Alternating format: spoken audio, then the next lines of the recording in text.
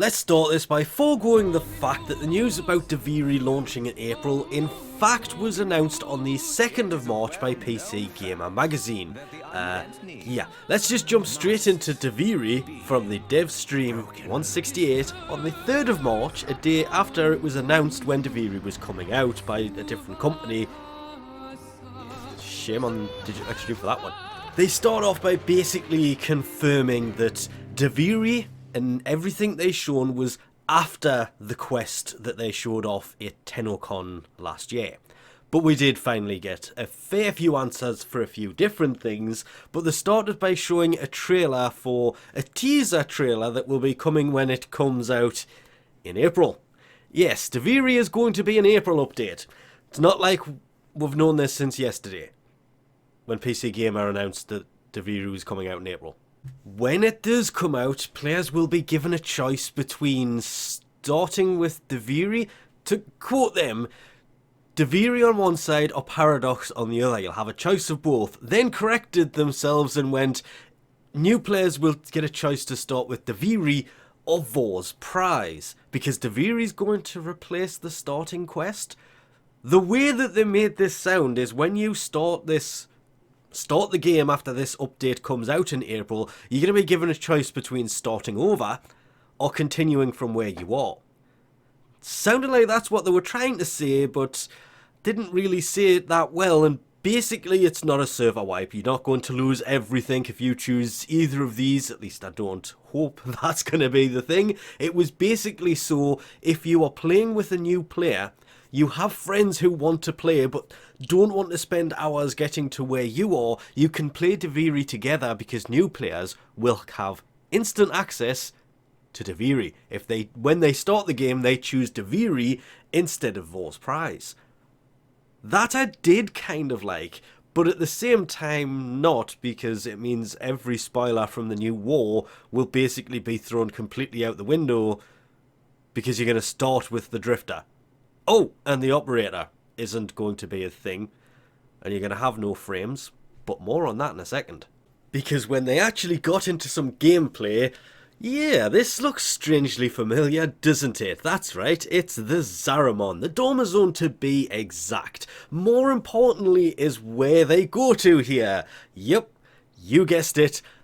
That door, which was quite funny because it was accidentally opened because a maggot opened it. But we finally get to see what's behind this door, and slightly more important than that, it will lead you to a brand new mirror. Oh, and of course, the Duviri itself. They've kind of shown different images and everything else about this. I'm not going to go into the fact that in said same magazine, they also talked about the different seasons in the Duviri is going to be based on Dominus's emotions. So, you know, joy, anger, etc., etc. That's just the two they used as an example there. The four were in the image at the beginning of this. That's all I'm going to say. But I got kind of distracted when they were talking about the different experiences that you can choose from when you decide to actually enter the Duviri Paradox itself. Though it's only called Duviri, not Paradox, which that's going to get hard to get your brain around once you actually get there.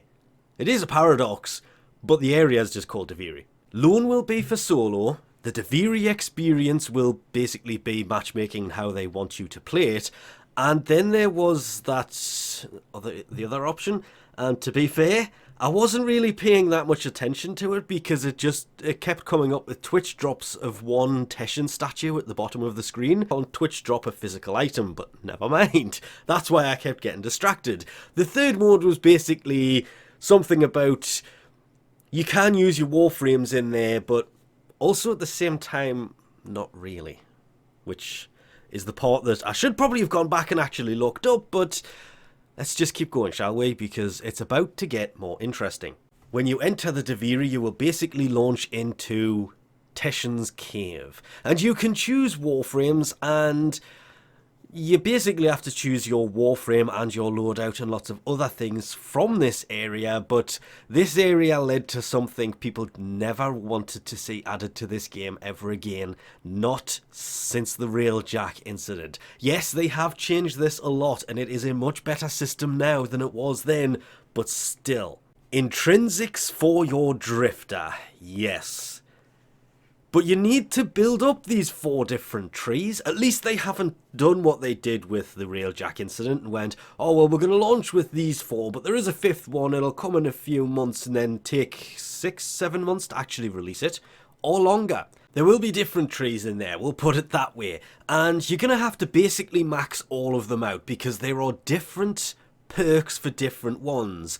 Loadout, you will start with 3 frames. Once you get it kind of maxed out, it will have 5. It's going to have more weapon slots and lots of other things. Get onto that, more on that in a second. There is the Kaith, or the horsey. There are intrinsics for that, for the riding speeds and lots of other things. And yeah, it's going. The intrinsic system, you're basically going to have to choose whether you want to go for your mount, which would be the Kaith, the horsey, your frame, your drifter, survivability, yeah. Intrinsics, I like the idea of it, but it just depends. When it comes out, hopefully we find out this system is all great, wonderful, and everything else, but until then, ooh, this isn't the actual end of it, because there is in fact another part of this that is based around a different system. But let's go back to the horses really quickly. Yep, this is about as all over as they were while actually doing it. The customizations for the horse are for your drifter. It's basically fashion horse. You unlock this through the intrinsics, which is why I've put this here, because obviously it's kind of important. Not to mention lots of other things that I should really mention. A lot of it is going to be behind the intrinsic system, and yeah, it could be a great system. I'm holding off judgment until it comes out, because they did fix a lot of the intrinsic system issues, and it all basically came down to getting the intrinsics. From what they showed, getting intrinsics is much, much better. But Teshin's Cave itself is going to be your starting area, your arsenal. You will have frames here, weapons here. It's very limited, and, well, as Megan quite politely said, and I'm glad they didn't just skim over this, the frames that are there are going to be random. They can be your frame if you own this frame. If you don't, there will be an unmodded version that for you to borrow.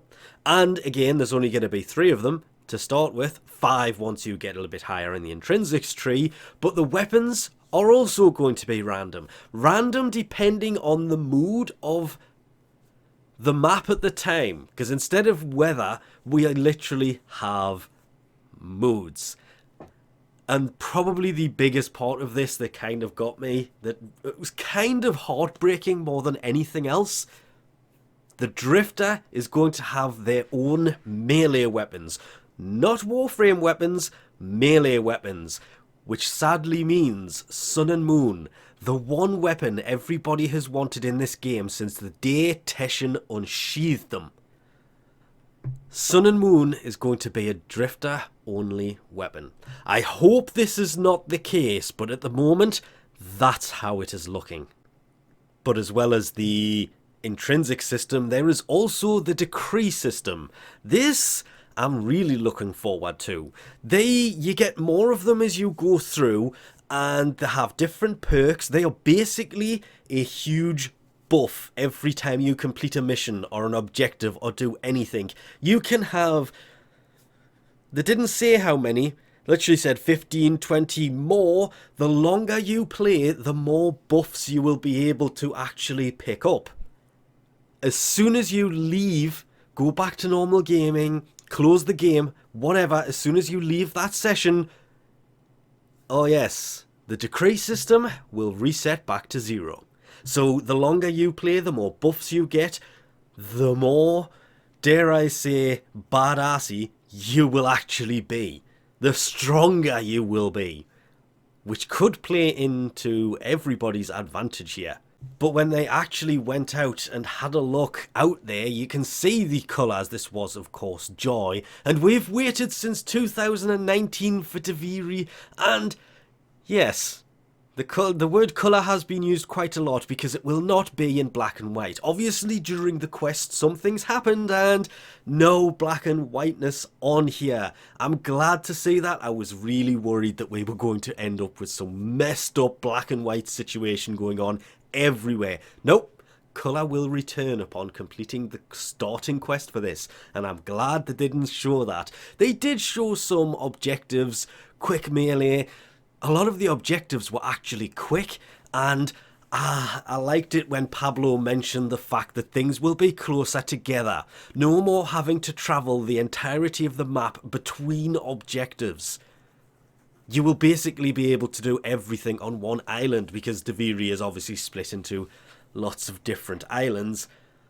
No more map crossing to have to do one simple task. Objectives are going to be closer together, which is great. But, dare I mention it? Fishing! Yes, there was going to be fishing. More fishing, in fact. But it's slightly different than what you may expect because you become the fish and eat other fish. Completing this will actually get you things like a decree and intrinsics, which is great. If you can catch all of them, yeah, there's certain objectives you actually get 2 for that they did show somewhere. Actually, we'll get to that in a second. Yeah, a lot of this is, we'll get to that in a second. But the fishing, I'm glad to see they actually still have fishing in an open world. If it wasn't there, it just wouldn't feel right. You will still get resources from the fish themselves. I don't know how we're going to mount them on the wall if we can't get the fish themselves, but there is resources from the fish, like cutting them up style, and it's basically, it's turned into a mini game that actually looks like it's going to be a lot more fun. And even better than this, there is no mining. Yes, no mining in Duviri Paradox. No ton of new resources you have to go out and spend months trying to get a hold of and maybe drop 20 of them. If you've played... Oh, I'm not even going to mention it. If you played the last one, you'll know what I'm on about. The biggest problem with that is one resource. They never fix the drop chance for it. But we're not going to go down there. No, that's a rant I'm not going to have again. Then they actually got into missions. Yes, the Undercroft portals. Going through there will be where you actually... They keep saying the other side tries to help you, and that's when you can jump into your Warframe.